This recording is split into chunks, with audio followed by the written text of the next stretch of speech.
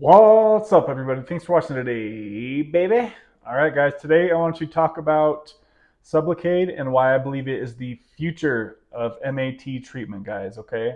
Now, before I get into this video, you need to know that I'm not a doctor and nothing on this channel is medical advice. If you're struggling with addiction, please seek out your own medical doctor, okay? Everything on this channel is for entertainment purposes only and for me to share my experience with you.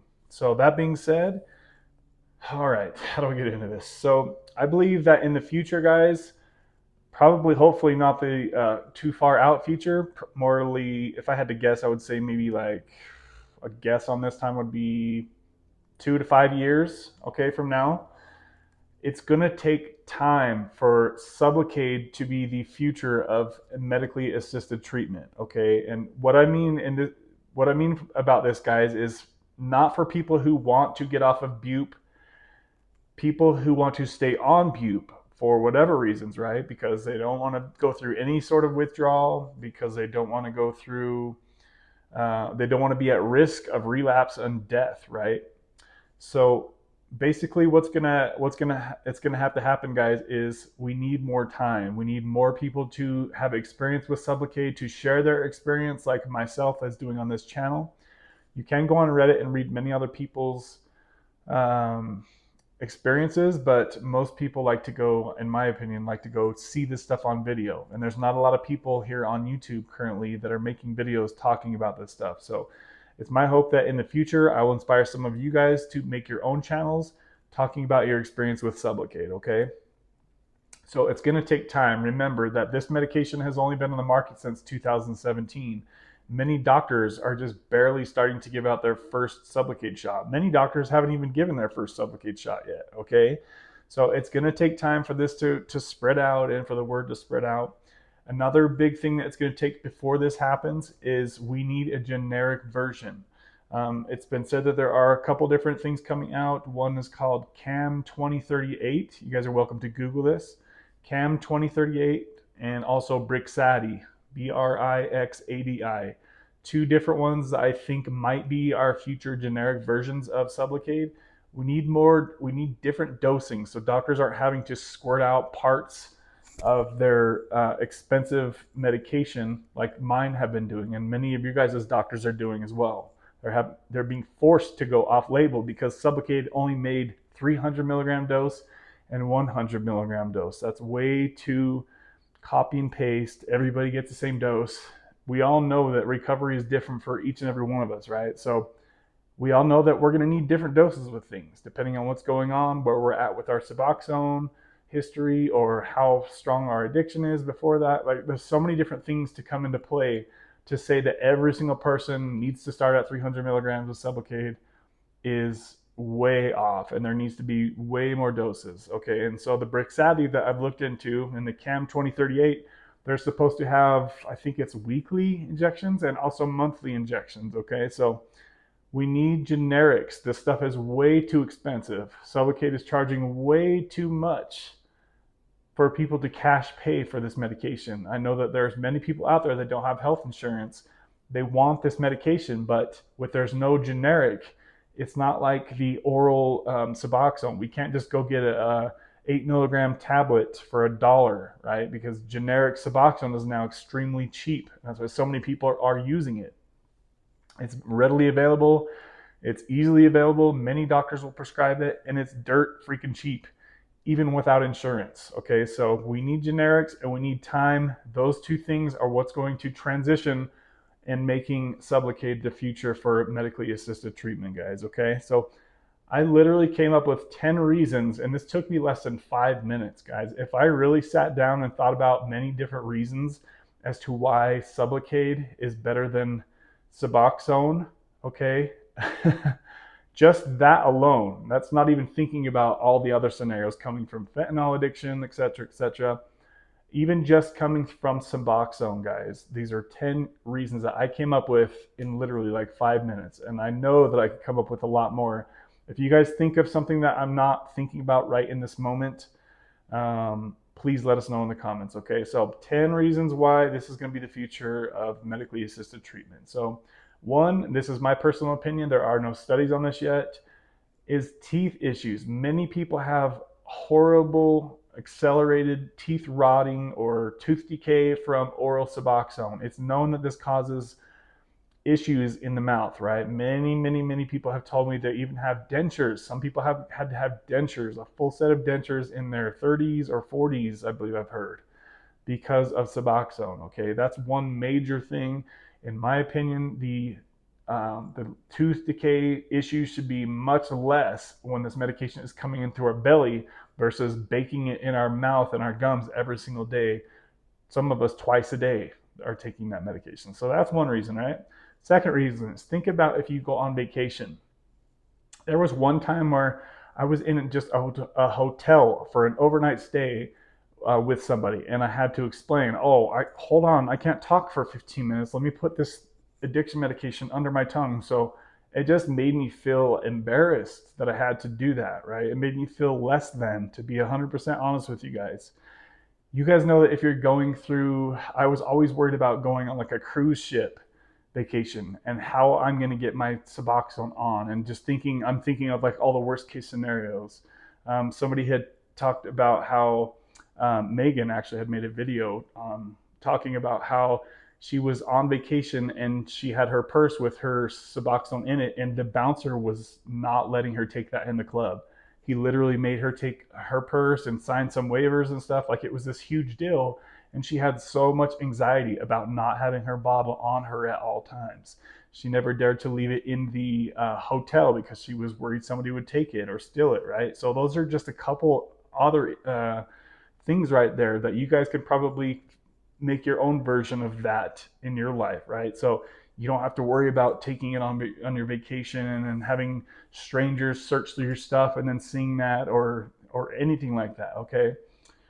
So number 3 is you can never run out of your script early, right? I know many of you on this channel have told me it's an issue. I keep overtaking my Suboxone. I keep running out, and then I'm having to go into withdrawal early, right? Before my doctor will prescribe me another 30-day supply or whatever it is that you're on. So that's a major thing. A lot of people out there overtake their Suboxone. This is a known, non-arguable fact, right? I wish it wasn't true, but some people do it. So you never have to worry about going into withdrawal due to you overtaking your medication. That's a huge bonus right there. So this is a major one right here, guys. The daily hassles of Suboxone. Let me show you guys this. I was going through my cupboards today, guys. This book is full of notes about my daily doses. 2 milligrams. Let's see, 2 milligrams, 0.75. Goal next week, 0.75. No caffeine. 2 milligrams, 1.5. Let's keep going here. All right, 2.5 milligrams, 1.5, 2.5. Every day it's just switching all over the place. 1.25, 1.5, keep going. And I'm leaving notes about how I felt this day. All these different things that I could think to help myself, right? Let's see, 0.125, 0.125, 0.25 at 1:30, and then 0.5 at 3. 4 times I had to take it that day, trying to get by with as little as I could. Okay, let's keep fast forwarding here. What else we got?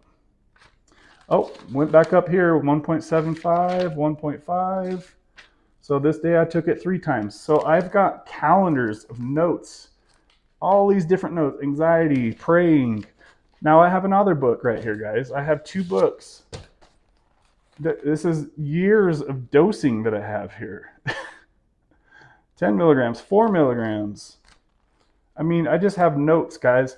All of this hassle just to keep track of my daily Suboxone doses. What a freaking pain in the ass it's been. So the daily hassles, you no longer have to wake up and think about your Suboxone as soon as you wake up. It's not the first thing on your mind or the last thing on your mind. Did I have enough Suboxone before bed to get through the night without going into withdrawals? You don't have to think about this stuff anymore. Major life improvement right there. All right, so number 5. You can't use it recreationally like you can with Suboxone. Some people on methadone say that they get high. Some people that use kratom say that they get high. Some people that use Suboxone can get high from the medication. It's a known fact that it's a powerful medication. I'm not saying that everybody uses Suboxone to get high, but it's known to that some people out there use this medication recreationally, right? You can't use Sublocade recreationally. You get what you get, and that is it. You get your dose. You don't just, it never adjusts day to day. It doesn't go up and down and spike around. It just smooth sailing, right? That's a huge, huge thing. I felt much more normal being on the Sublocade than the daily highs and lows of Suboxone. All right, moving on. Number 6. So children or other people in your home. Maybe you're a wife and you're on Suboxone and your husband also struggles with addiction.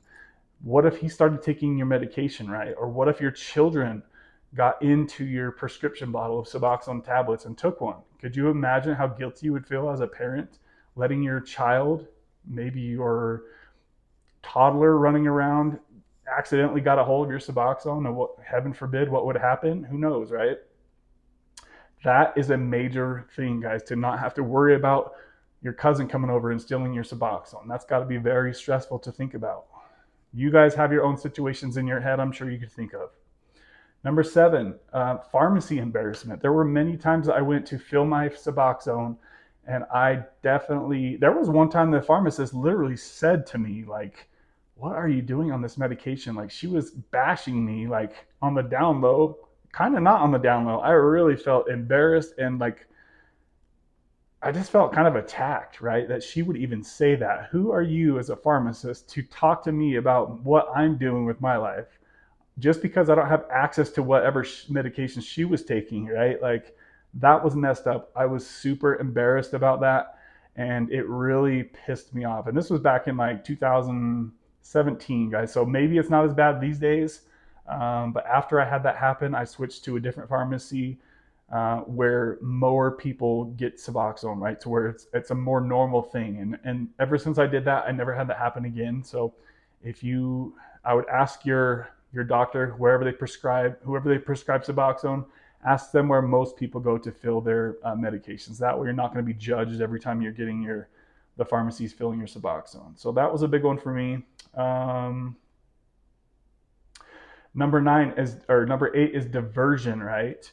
You can't just take your box of Sublocade and go sell it like you could with Suboxone. It's a known thing that the diversion is a huge thing.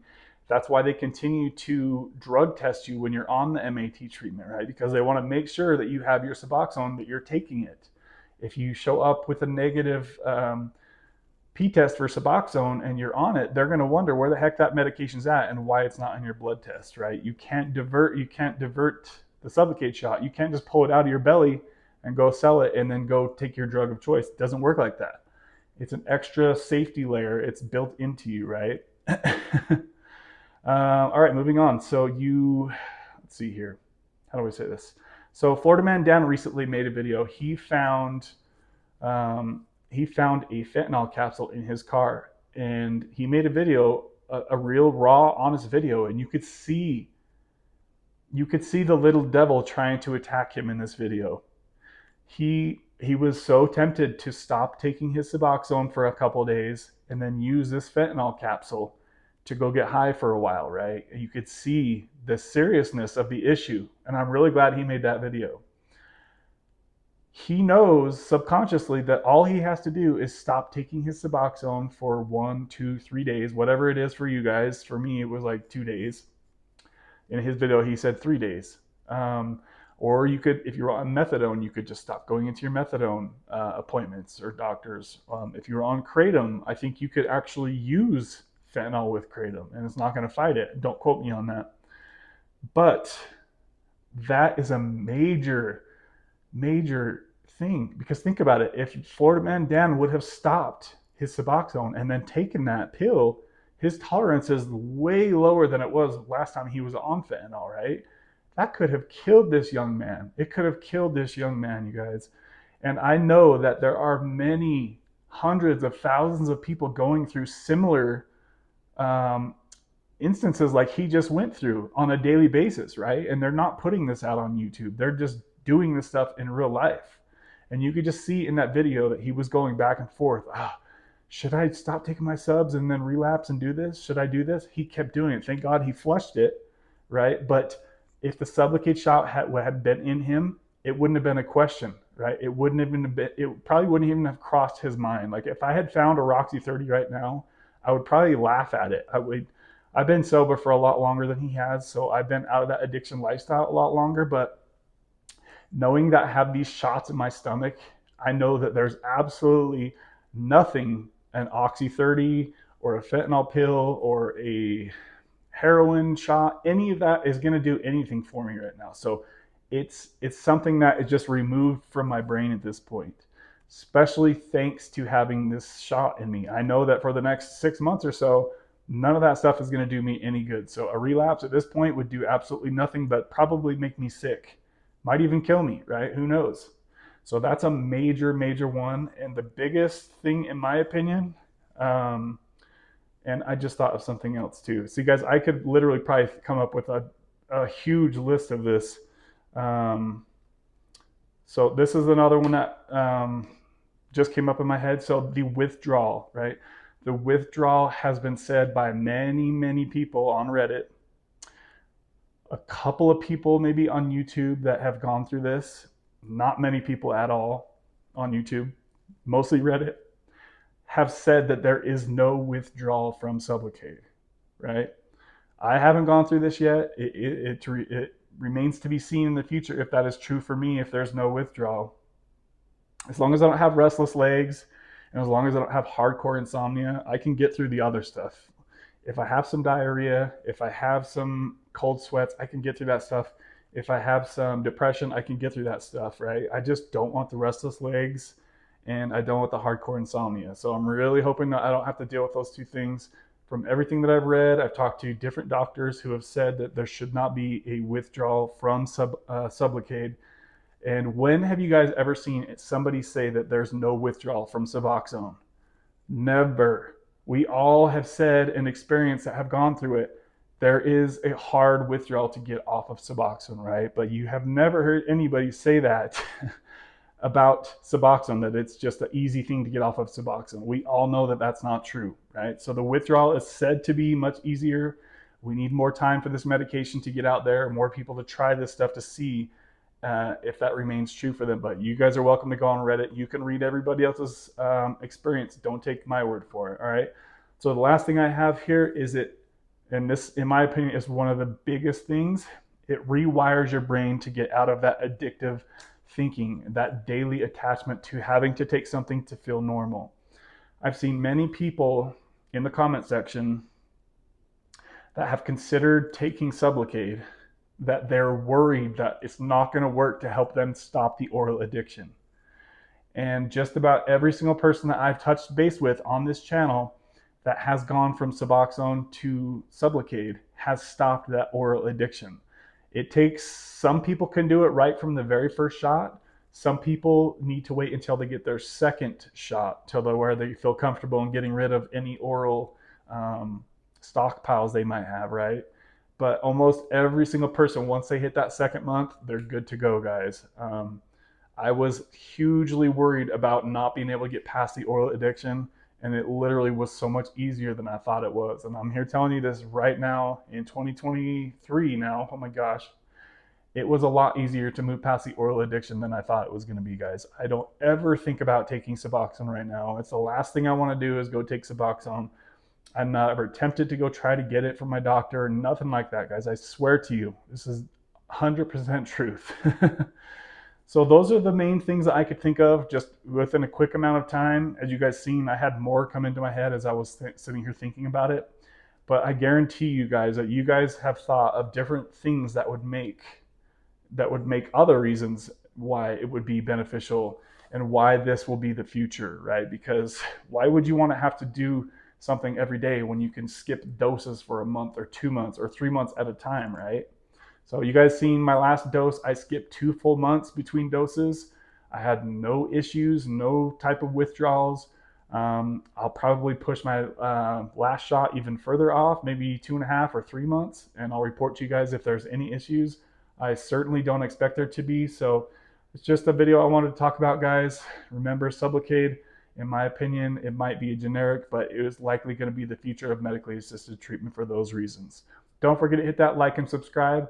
Don't forget to check out our Wednesday live streams, and we'll see you guys on the next one. Bye, guys.